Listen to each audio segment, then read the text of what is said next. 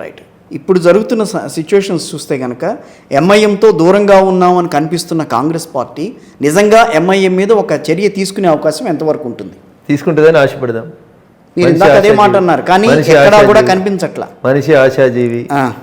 ఇలా ఉద్యోగం చేస్తే రేపు జీతం వస్తే నా భార్య పిల్లలు కడుపు నిండుతుందనే కిషోర్ సార్ ఇటు ఉద్యోగం చేస్తుందని నేను అనుకుంటా. సో ఆశాజీవిని నేను, ఆశ ప్రకారం జరుగుతుందని కోరుకుంటా.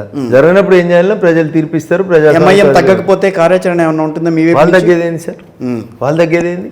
2 జేసీబీలు 3 ఇటాచీలు పోతే అయిపోయేదానికి ఇంకా దానికి తగ్గేదేముంది? కాలేజీ కాబట్టి వారం రోజులు 10 రోజుల్లో సెలవు ఉన్నప్పుడు తీసుకుపోయి కొట్టేస్తే అయిపోతుంది. ఏముంటుంది అందులో?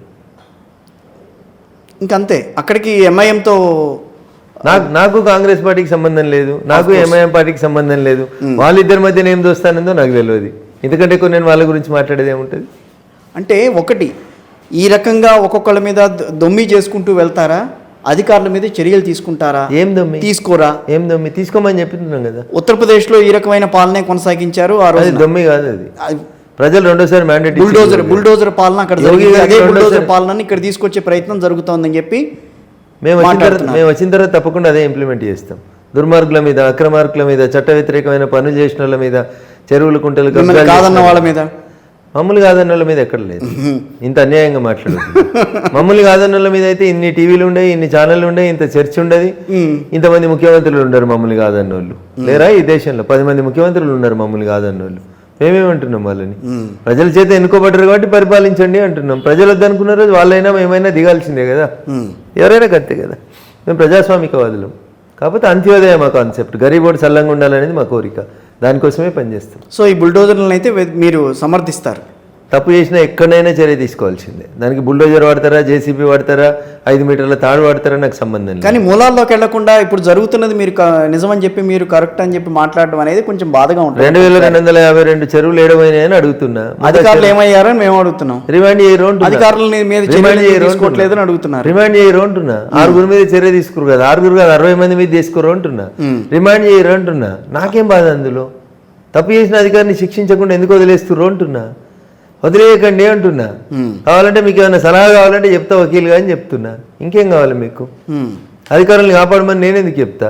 లేఅవుట్కి పర్మిషన్ ఇచ్చిన కమిషనర్ని, అది చెరువు జాగా కాదని సర్టిఫికేట్ ఇచ్చిన ఇరిగేషన్ డిఈని, దాంట్లో కడుతుంటే చూస్తూ ఊరుకున్న టౌన్ ప్లానింగ్ ఆఫీసర్ని, ఎవరైనా తెలిసి తెలియక లోన్ ఇస్తే బ్యాంక్ మేనేజర్ కూడా రిమాండ్ చేయమని చెప్తుంది. ఇంకేం? చెరువులు చుట్టే పారిశ్రామిక కారిడార్లు వచ్చినాయి, చెరువులు చుట్టే పెద్ద పెద్ద భవంతులు వచ్చినాయి. వీటన్నిటిని కూలగొట్టాల్సిన పరిస్థితి ఈ రోజున నిజంగా హైదరాబాద్లో ఉన్న గవర్నమెంట్ ఆ రకంగా చేయగలదా? తెలంగాణ గవర్నమెంట్ అంత సాహసమైన పనికి పూనుకోగలదా అని? అంటే 2020 డిసెంబర్లో భాగ్యనగరంలో వచ్చిన వరదలు మళ్ళీ రావాలని మీరు కోరుకుంటున్నారు. అలా అని కాదు కదా. ఇప్పుడు విజయవాడలో మునిగిపోతున్నట్టు కాలనీలు భవిష్యత్తులో హైదరాబాద్లో మునిగిపోవాలని మీరు కోరుకుంటుర్రా? వయనాడు కొట్టుకుపోయినట్టు ఈ పేదోళ్ళందరూ అలా వరద నీళ్ళలో కొట్టుకుపోవాలని మీరు కోరుకుంటుర్రా? నేనైతే కోరుకుంటలేను. మా భాగ్యనగరం విరాజిల్లాలని, విశ్వనగరంగా మానాలని, విశ్వనగరంగా ఎదగాలని, 4th సిటీగా డెవలప్ కావాలని కోరుకుంటా ఉన్నా. దాంట్లో నాకున్న ఎన్నాళ్ళ పాటు ఈ రకమైన విధ్వంసం జరుగుతుందని అనుకోవాలి? మీరు ప్రకృతిని విధ్వంసం చేసిన 20 ఏళ్ళ నుంచి మీరెందుకు మౌనంగా ఉన్నారు? ఆ రోజు మీడియా ఎందుకు మాట్లాడలేదు? ఈ రోజు నన్ను ఎందుకు కార్నర్ చేయాలని ప్రయత్నం చేస్తా ఉన్నారు? మీ వెస్టెడ్ ఇంట్రెస్ట్ ఏంది దీంట్లో? ఎవరైనా టీవీ ఛానల్ వాళ్ళు కట్టుకుంటే కూడా ముందుగా వాళ్ళది గులగొట్టాలని కోరుతున్నాను నేను. ఎవరైనా జర్నలిస్టులు కూడా ఎక్కడన్నా చికెన్ జాగాలు కబ్జా చేస్తే వాళ్ళని కూడా గులగొట్టురని అడుగుతున్నా. ఇంకేం కావాలి మీకు? జర్నలిస్టులు కూడా 3 బెడ్రూమ్ ఇల్లు కట్టిమని అడుగుతాడు. ద సేమ్ టైం ఎవరు కట్టివ్వట్లేదు కదా, కట్టిమని అడుగుతాం. ఎవరు కట్టిపోతే మేము కట్టిస్తాం వచ్చినాక. సరే, ఇంకా మెదక్ మీ నియోజకవర్గానికి సంబంధించి మాట్లాడతాను. మెదక్ నియోజకవర్గంలో మీరు చేయాలనుకుంటున్నది ఏంటి?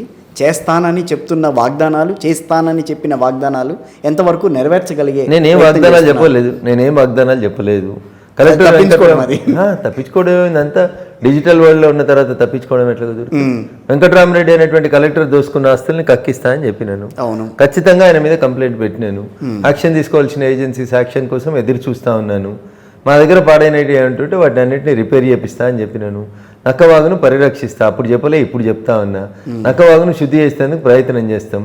బిహెచ్ఎల్ ఆర్డినెన్స్ లాంటి ఫ్యాక్టరీలలో వర్క్ ఆర్డర్స్ తీసుకొచ్చి కార్మికులకు నష్టం జరగకుండా చూస్తాను.